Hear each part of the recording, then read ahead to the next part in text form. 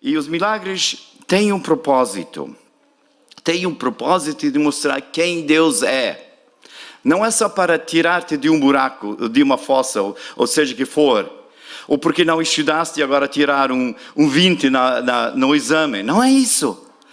É para Deus demonstrar a grande glória de Deus. De quem Ele é. De quem Ele é e Ele quer ser para todos nós. Então, vamos ler um dos grandes milagres que vocês vão ver que podemos por vezes quase sorrir, quase rir um pouquinho ao lermos a conversa que existe aqui neste milagre. Vamos abrir as nossas Bíblias para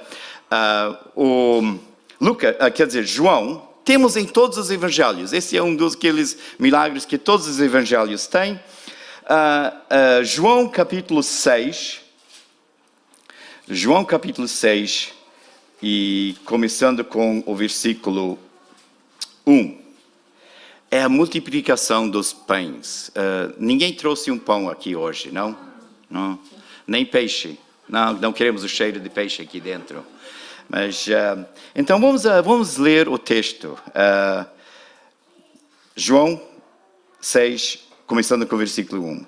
Depois disto, partiu Jesus para o outro lado do mar da Galileia, que também é chamado de Tiberíades. E grande multidão o seguia, porque via os sinais que operava sobre os enfermos. E Jesus subiu ao monte e assentou-se ali com os seus discípulos. É a Páscoa, a festa dos judeus estava próxima. Versículo 5. Então Jesus, levantando os olhos e vendo uma grande multidão vinha ter com ele, disse a Filipe: onde compraremos pão para estes comerem? Mas dizia isso para experimentar, porque já sabia o que havia de fazer. Filipe respondeu-lhe: 200 dinheiros, quer dizer, 200 salários diários. Tá bem? De pão não lhes bastará, para que cada um deles tome um pouco. Um dos seus discípulos, André, irmão de Simão Pedro, disse-lhe: está aqui um rapaz com 5 pães de cevada e 2 peixinhos. Mas o que é isso para tantos? E disse Jesus: mandai assentar os homens. E havia muita relva naquele lugar. Assentaram-se, pois, os homens em número de quase 5.000. Nós temos que ter um pequeno parênteses aqui, porque diz aqui 5.000 homens, e num outro texto diz, porque está em 4 evangelhos, diz homens, não contando, não exatamente a palavra, mas sem contar as mulheres e as crianças. Quer dizer, podemos dizer que foram umas 12 a 15 mil pessoas lá. Tá bem? Só para vocês terem uma noção. E Jesus tomou os pães e, havendo dado graças, partiu-os pelos discípulos e os discípulos pelos que estavam assentados, e igualmente também os peixes, quanto eles queriam. E quando estavam saciados, o que isso significa ser saciado?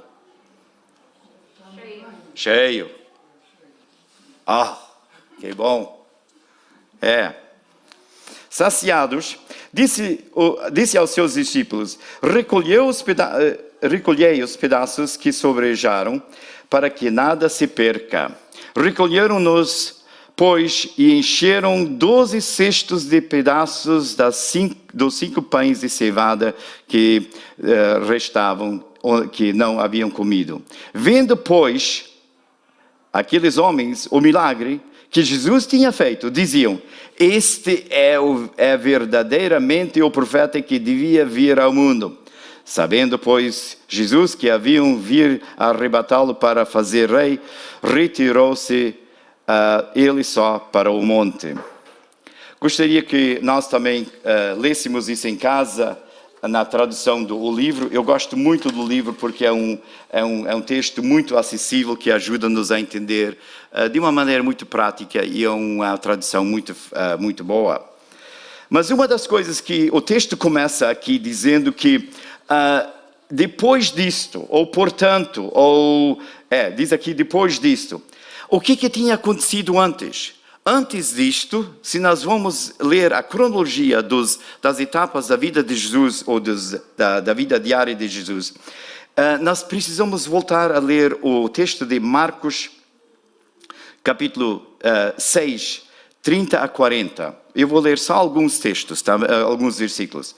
Diz assim: por fim, os apóstolos voltaram da sua viagem. Onde é que eles tinham ido? Eles tinham pregado, os apóstolos tinham ido para as aldeias e pregado a grande mensagem de Jesus, da salvação. E através disso muitas pessoas foram curadas, cegos receberam a vista e assim por diante. E os discípulos voltaram a ter com Jesus cheios de histórias, cheios de testemunhos, cheios de coisas para falar.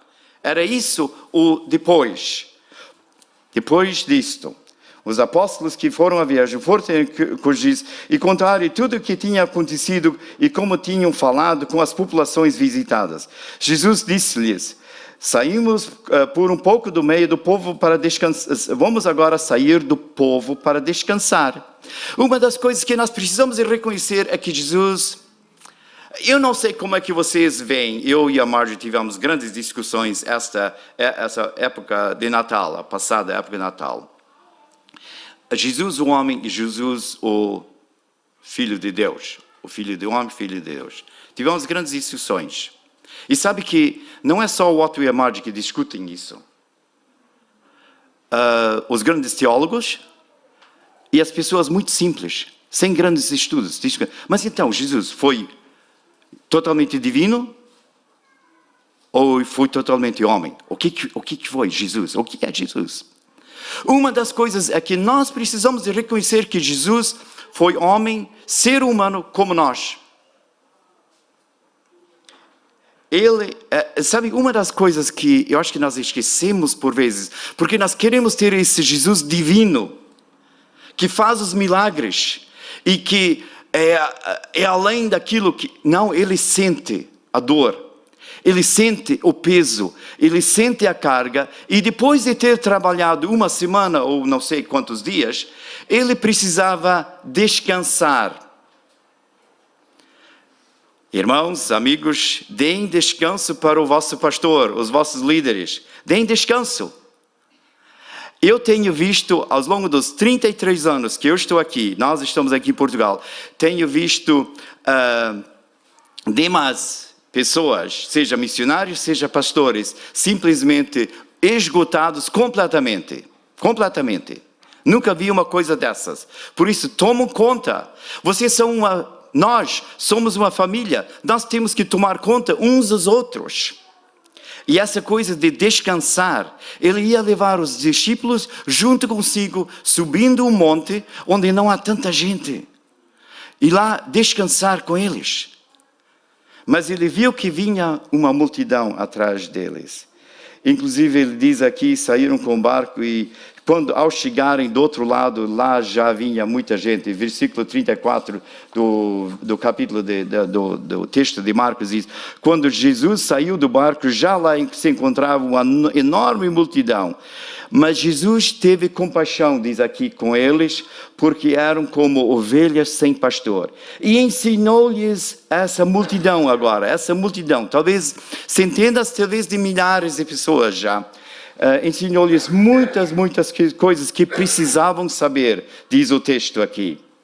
Versículo 35 daquele texto de Marcos diz: como a hora já fosse bastante avançada, os discípulos foram ter com Jesus e disseram, isso é como se o pastor Marcos ia pregar, ensinar e falar com as pessoas, o sol já desceu, o Telepizza já fechou, tudo já está fechado, o Burger King já está fechado, o McDonald's já está fechado, e finalmente vem o Hermínio, vem alguém, vem o Raul dizer: olha, pastor, essa malta está cansada, está com fome e não sabemos onde é que eles vão comer. O que vamos fazer?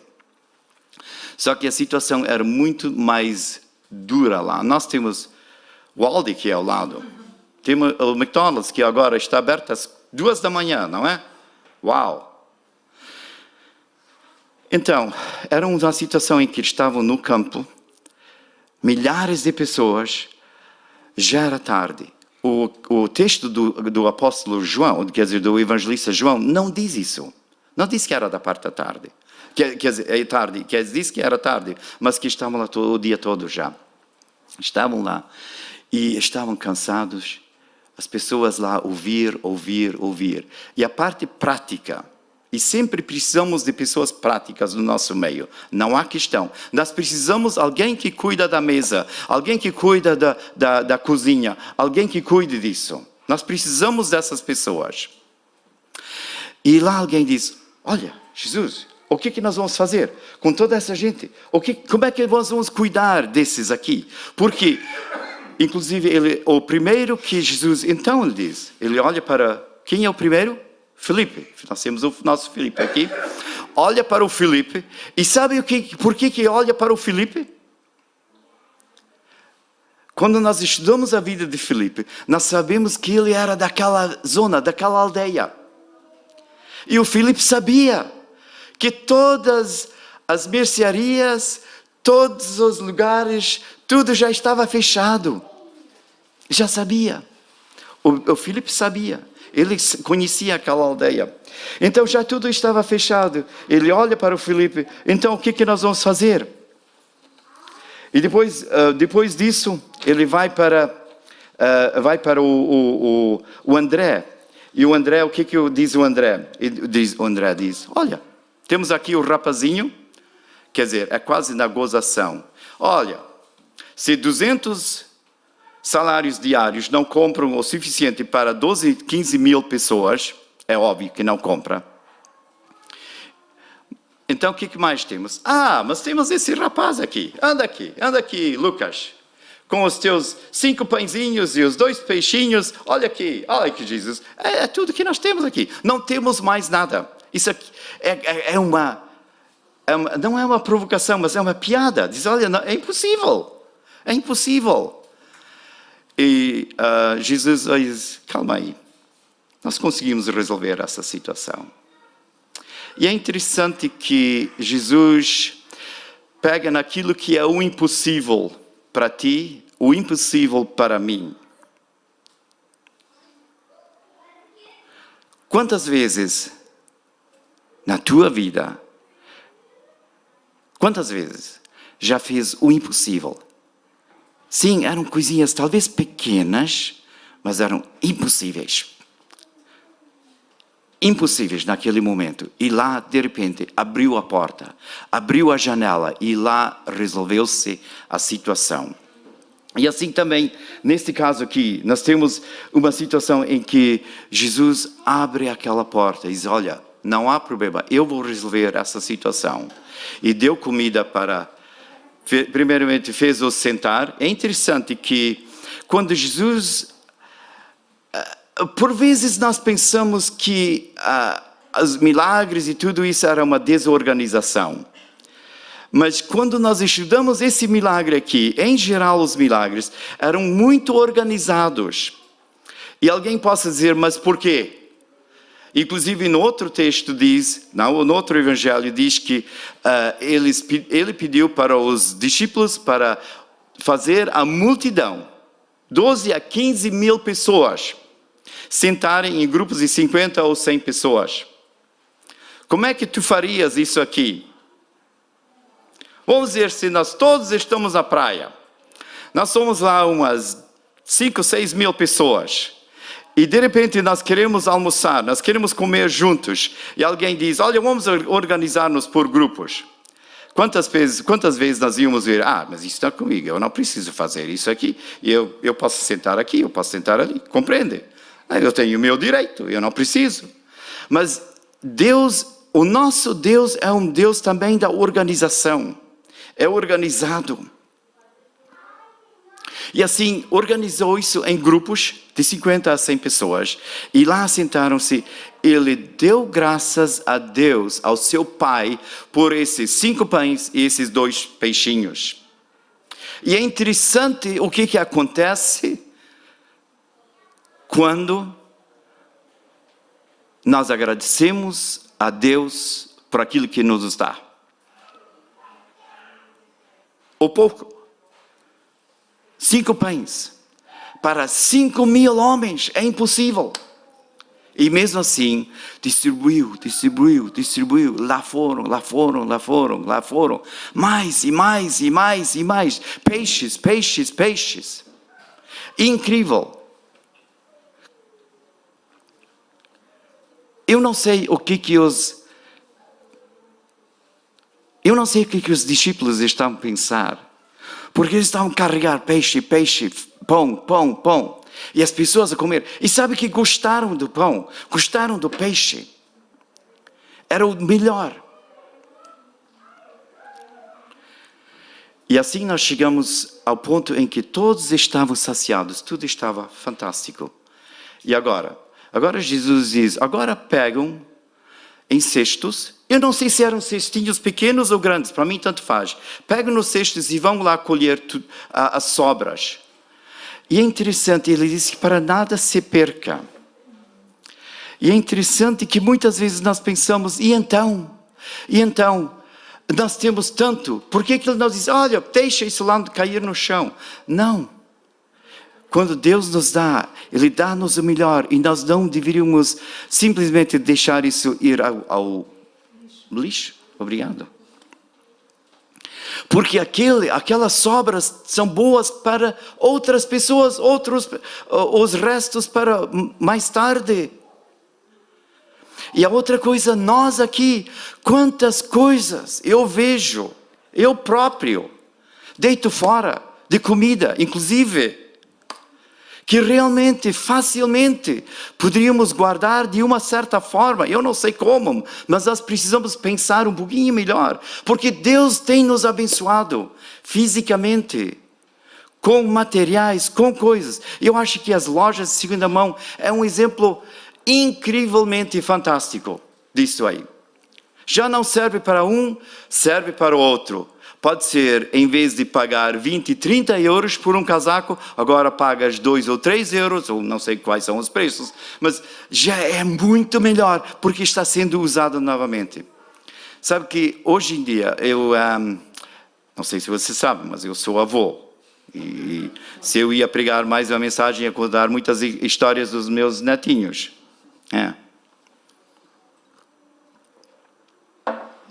E o mais velho tem 11, e o mais novo tem 5, 6. Mais novo? 7? Ok, tá. Viu? E as mãezinhas desses miúdos compram calças de ganga, jeans, para esses miúdos. Tu achas que um rapaz de 11 anos de idade vai uma vez usar aquelas calças jeans até o fim da vida daquelas calças? Nunca. Ele pode dar para outro, depois de 4, 5, 6, e ainda vão ser fantásticos, inclusive parece ser a moda novamente. Moda hoje em dia, de ter jeans com usados, e eu não entendo isso muito bem, mas está na moda. Mas estão a entender, moda ou não, nem ia aparecer. Nós podemos, aquilo que Deus nos dá é bom. Aquele peixe, aquele pão que Deus nos dá é bom. Aquela capacidade que Deus nos dá para trabalhar é boa. E nós precisamos usar isso aqui e em outros lugares. Por vezes sim, precisamos de um salário, outras vezes nós doamos. Eu sei que as pessoas aqui doam o seu tempo em muitas coisas. Muito obrigado, vocês são um grande testemunho. E se vocês querem ouvir mais de tempo doado, falam com o Hermínio. Não falam com o Hermínio, falam com a Maria. Quanto tempo ele tem passado? Eu garanto que tem passado mais do que metade da sua vida fora a ajudar pessoas. Chegamos a esse ponto do milagre em que Jesus deu comida para todas essas pessoas. E havia pessoas lá no meio e disse, esse aqui é o nosso homem. Este é o profeta. Nós temos lido, nós temos ouvido, nós ouvimos que chegaria alguém que ia livrar-nos. Aquele que livrou o povo de Deus do Egito. Lembram-se? Aquela história do Moisés levar todo aquele grupo fora do Egito, da opressão de lá. Tirou-os de lá. Este aqui que vai libertar-nos da opressão da opressão romana, dos romanos que estavam lá na terra prometida naqueles dias. E Jesus notava que eles queriam fazer dele um rei aqui, um general para liderar. Só que Jesus tinha muito mais em mente do que só libertá-los da opressão física.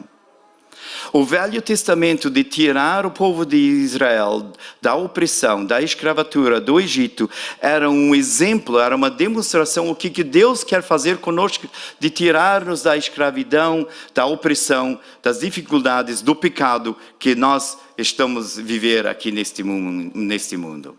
Ele quer libertar-nos da opressão do pecado. E olha, irmãos, se vocês não sabem o que é a opressão do pecado, falam comigo, falam com o pastor Marques, falam com algumas pessoas que já andam lá uns anos. E nós podemos contar histórias de anos que muitas vezes somos perseguidos ou conhecemos pessoas ou nós próprios, algo na nossa vida que continua a perseguir-nos. E há uma opressão na nossa vida. E Deus quer livrar-nos disto através da salvação de Jesus Cristo. Então, esses 5 pães, esses 2 peixinhos e essa multidão de 5.000 pessoas, 5.000 homens ou mais, é muito mais falar em relação a tirar-nos da opressão, tirar-nos da escravatura deste mundo e de saber que Deus, através do seu grande poder, tem muito, muito mais para ti e para mim. Eu gostaria de encorajar o amigo, a amiga, o irmão, a irmã, para pensar bem e deixar a nossa vida nas mãos de Deus. Ele almeja do fundo do coração de Deus de andar contigo e de levar-te para um bom porto, a tua vida, para uma boa salvação. A minha oração para todos nós é que nós possamos captar isso. E sim, ler esses textos, ler esses milagres e agora dizer, olha Deus,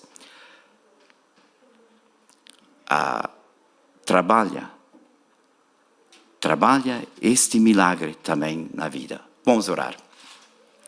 Senhor de Deus, como é bom podermos estar reunidos aqui, abrir a Tua Palavra e falar sobre aquilo que Tu queres ensinar-nos. Senhor, nós estamos gratos pela Tua grande bondade, pela Tua grande riqueza que Tu tens para conosco, Senhor. E, Senhor, ajude-nos através do trabalho do Teu Santo Espírito, através da Tua Palavra, através dos nossos amigos na fé, Senhor, para que nós possamos abrir mais e mais as nossas vidas a Ti, Senhor. Senhor, Tu queres tirar-nos da opressão, mas não é tanto a opressão aqui deste mundo, mas a opressão do pecado, Senhor. Ajude-nos a entender mais e mais de quem Tu és, Senhor. Senhor, nós nos entregamos a Ti, pedindo a Tua bênção, a Tua graça, a Tua misericórdia para cada um de nós. Em Teu nome nós pedimos. Amém.